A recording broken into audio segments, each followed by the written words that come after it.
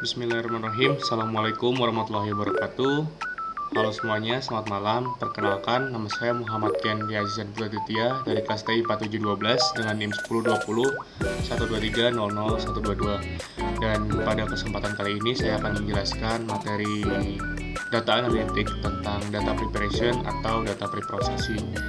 Dan materi ini merupakan bagian penting dari data lifecycle yang berfokus pada bagaimana kita menyiapkan data agar dapat digunakan secara efektif dalam proses analisis dan pada permodelan sistem. Dan selain melakukan analisis atau membangun model, data yang kita miliki itu harus melalui proses yang disebut data preparation atau data pre-processing.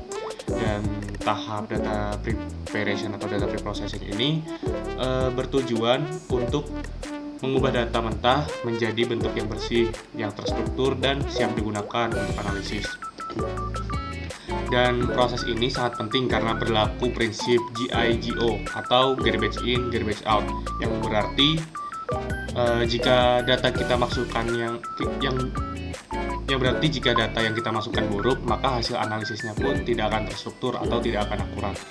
Dan pada data preparation dan data pre-processing ini ada 3 permasalahan umum yang sering muncul. Yang pertama adalah incomplete data, yaitu misalnya kolom yang kosong atau kolom yang tidak diisi, seperti misal kolom pekerjaan kita lupa untuk mengisi atau kolom nama kita tidak mengisinya sama sekali. Yang kedua adalah noisy data atau data yang mengandung kesalahan, atau sepertinya noisy data ini adalah data yang terlihat tidak mungkin. Semisal saya beri contoh seperti nilai gaji tapi pada datanya isinya negatif, itu data yang tidak mungkin. Atau umur yang seharusnya umur 40 diisinya umur 222 tahun, itu sangat tidak mungkin sama sekali di data ya, dan itu diberi nama sebagai kesalahan noisy data.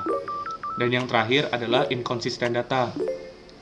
Jadi inconsistent data ini adalah perbedaan format atau penamaan antar kolom. Misalnya kolom umur itu salah penamaannya, malah jadi kolom angka, dan tanggal lahir tidak selaras dengan cara pengisian tabelnya gitu. Dan masalah-masalah ini bisa menimbulkan kesalahan dalam sistem analisis, sehingga perlu diperbaiki terlebih dahulu dalam tahap data preprocessing.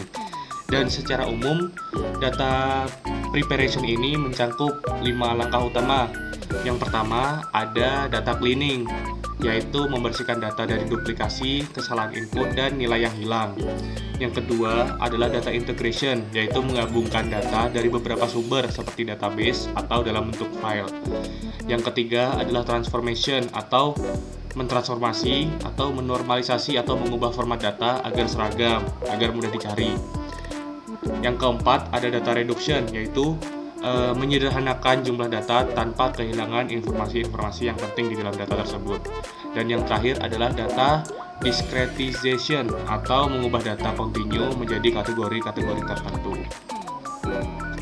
Sebelumnya saya ucapkan tentang data discretization sendiri, yaitu diskritisasi itu adalah proses membagi data kontinu ke dalam beberapa interval atau kategori.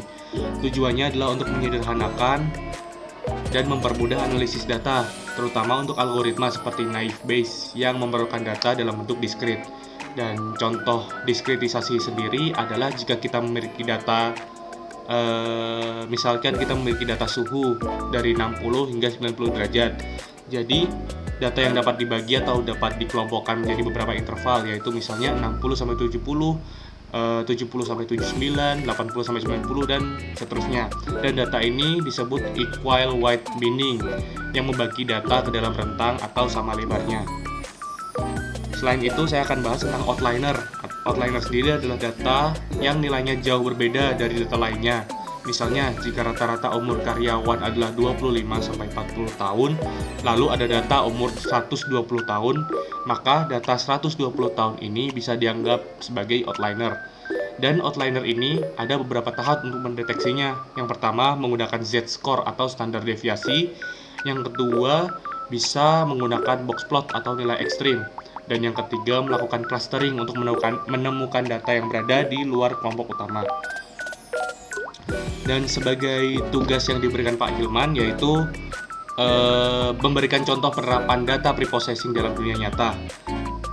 Berikut saya sebutkan di beberapa sektor. Yang pertama adalah dalam sektor penjualan retail. Dalam penjualan retail sendiri, data transaksi atau pelanggan itu sering berantakan. Jadi melalui data cleaning atau integration, duplikasi nama produk bisa diperbaiki atau data harga yang kosong bisa diisi, dan data dari berbagai cabang bisa digabungkan atau dijadikan dalam satu database. Dan hasilnya, perusahaan tersebut bisa melakukan analisis penjualan yang lebih akurat dan menentukan strategi promosi yang lebih baik daripada tidak melakukan data cleaning atau integration sama sekali. Dan yang kedua, saya akan menyebutkan tentang contoh di sektor industri manufaktur seperti pertemuan sebelumnya. Jadi dalam industri manufaktur sendiri, data dari sensor mesin itu digunakan untuk predictive maintenance. Jadi kita bisa mengetahui nih kapan maintenance bakal terjadi, kapan tanggal-tanggal maintenance, atau kapan kita atau perusahaan melakukan maintenance itu akan terjadi. Tapi data sensor sering mengandung outliner atau nilai hilang. Bisa menjadi salah satu dampak yang penghambat untuk industri manufaktur sendiri. Dan dengan melakukan data transformation dan missing value handling, ini disemogakan sistem dapat memprediksi kapan mesin harus diservis sebelum terjadi kerusakan, seperti yang aku jelaskan sebelumnya. Jadi kita bisa mengetahui atau memprediksi nih kapan mesin maintenance, kapan mesin harus diperbaiki, kapan mesin harus dirawat, dan lain-lain. Yang ketiga, dalam sektor media sosial atau dalam Gen Z ini sendiri nih. Jadi datanya bisa berupa teks dari komentar nih, misalnya komentar dari pelanggan melalui teks pre-processing namanya, dan seperti menghapus tanda baca, melakukan monetization, tokenisasi, dan normalisasi pada huruf-huruf. Jadi kita bisa melakukan pembatasan data-data pada setiap kolom komentar. Dan setelah dibersihin, data ini bisa digunakan untuk sentimen analisis dan bisa menentukan strategi pasar bagi perusahaan yang ingin melakukan social media marketing gitu. Dan yang terakhir, aku beri contoh pada bidang kesehatan. Di bidang kesehatan sendiri ada contohnya, yaitu dataset pasien digunakan untuk memprediksi resiko diabetes misalnya. Dan dataset untuk memprediksi resiko diabetes ini prosesnya bisa mencakup data cleaning, penghapusan outliner yang digunakan dalam resiko diabetes, dan scaling nilai seperti kadar glukosa, berat badan, dan usia pasien gitu.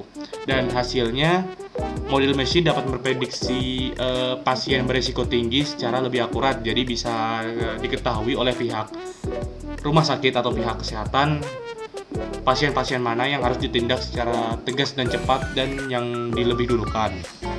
Dan mungkin segitu aja penjelasan aku tentang data preparation dan data pre-processing sendiri. Kurang lebihnya mohon maaf. Wabillahi taufiq wal hidayah. Wassalamualaikum warahmatullahi wabarakatuh. Terima kasih Pak, selamat malam.